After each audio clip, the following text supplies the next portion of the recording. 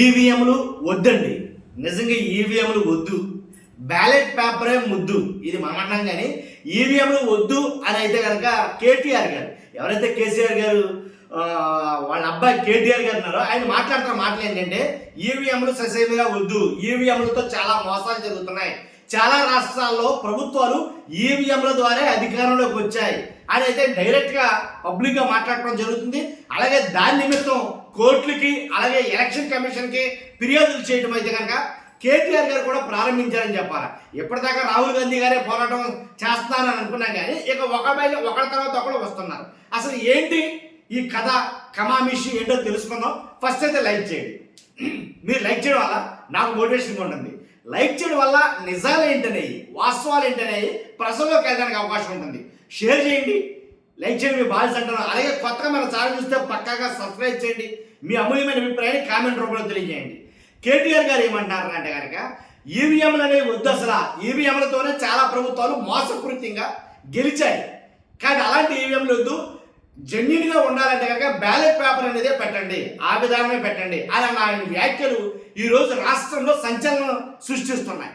ఇదేంటిది, ఈవీఎంలు వద్దని ఇప్పుడు దాకా మాట్లాడలేదు కానీ ఇప్పుడు ఎలా మాట్లాడతారంటే బీహార్ని చూపిస్తున్నాడు ఆయన. బీహార్లో జరిగిన మోసం, బీహార్లో ఏ రకంగా మోసానికి స్టార్ట్ చేశారో, 53 లక్షల చిల్లర ఎన్నో మొత్తానికి ఓట్లు అయితే కనుక తొలగించారు. తర్వాత ఈవీఎంల వారికి ఇవన్నీ కూడా దీని మీద ఆయన అయితే మాట్లాడినాడు. ఆయన మాట్లాడి మాటలు ఒకసారి విందాం.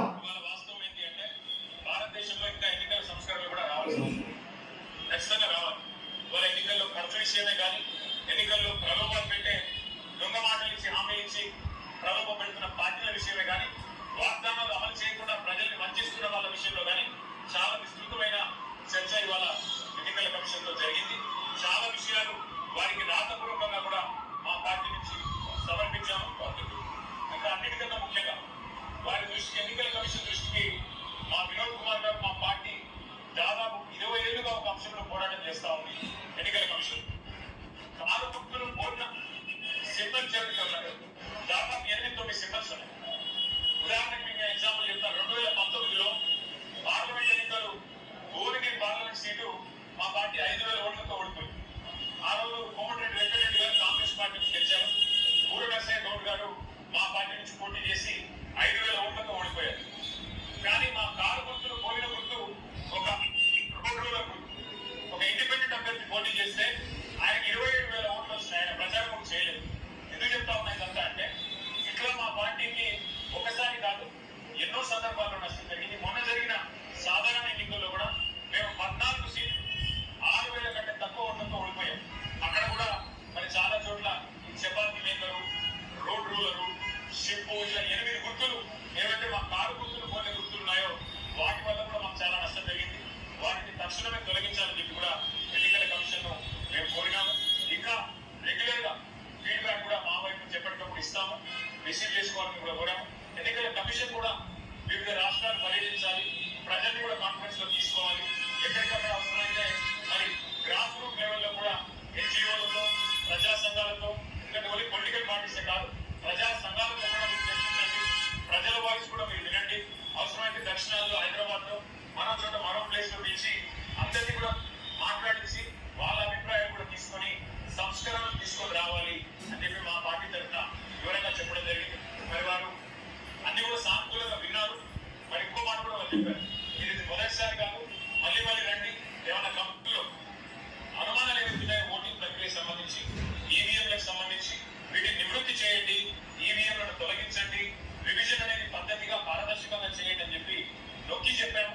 మరి బహుశా వారు తప్పకుండా కనీసం ఈవీఎంలను వద్దు, బ్యాలెట్ పేపర్ తోటి ఎన్నికలు నిర్వహించేటట్టుగా అలాంటి సంస్కరణలు తీసుకురండి అనేది కనుక మాట్లాడుతున్నారు. న్యాయం చేస్తారు, ప్రజాస్వామ్యాన్ని కాపాడతారు అనే విశ్వాసం వ్యక్తం చేస్తాం. మళ్ళీ మాట్లాడుతున్నారు ద్వారా జాతీయ స్థాయిలో బ్రహ్మాండమైన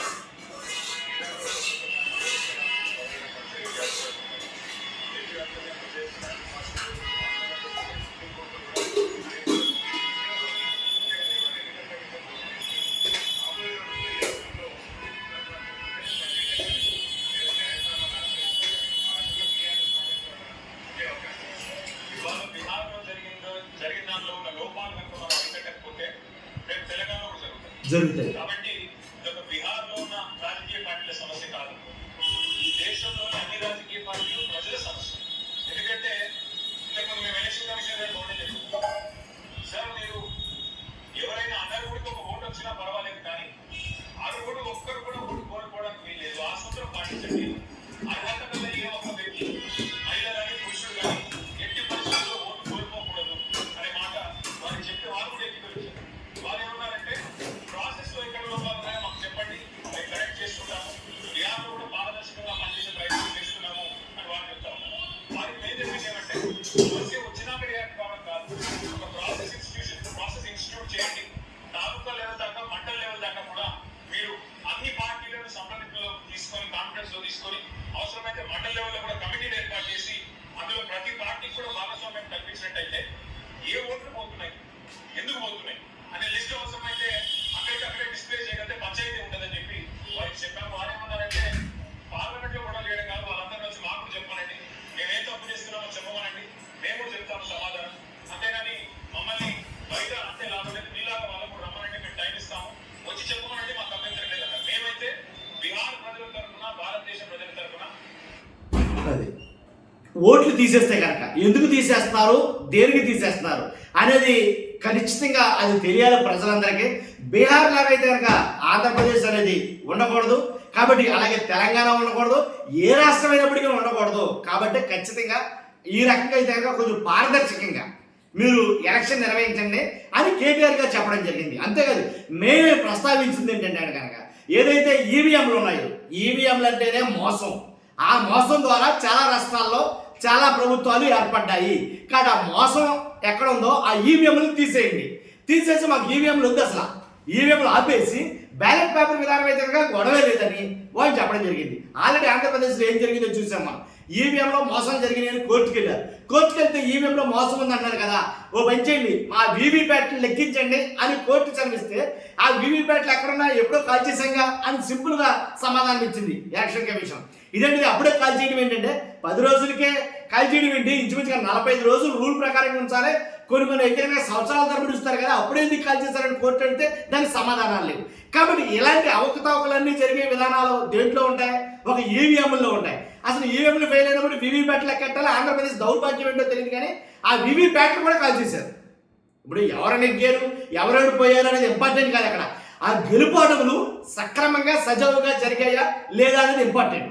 కానీ అదే కొరవడింది ఇక్కడ ఆంధ్రప్రదేశ్లో. కానీ ఈసారి ఖచ్చితంగా మాత్రం బ్యాలెట్ విధానాన్ని ఎంకరేజ్ చేయండి. ప్రపంచ దేశాల్లో చాలా చోట్ల అంటే అగ్రరాజ్యాల్లోనే చాలా చోట్ల బ్యాలెట్ విధానాన్ని వాడుతున్నారాయే, బ్యాలెట్ విధానాన్ని ఉపయోగిస్తున్నారాయే. మనమెంత మన పెద్ద లెక్కే ఉంది. కాబట్టి ఖచ్చితంగా బ్యాలెట్ విధానాన్ని ఎంకరేజ్ చేయండి అని చాలా మంది నాయకులు మాట్లాడుతున్నారు అనమాట. కాబట్టి చూస్తున్నాం మీరు అందరూ కూడా మీ అభిప్రాయం ఏంటో కామెంట్ రూపంలో తెలియజేయండి ఫస్ట్. అంతేకాదు లైక్ చేయండి, షేర్ చేయండి, కొత్తగా మన ఛానల్ చూస్తే పక్కాగా సబ్స్క్రైబ్ చేయండి. Thank you very much.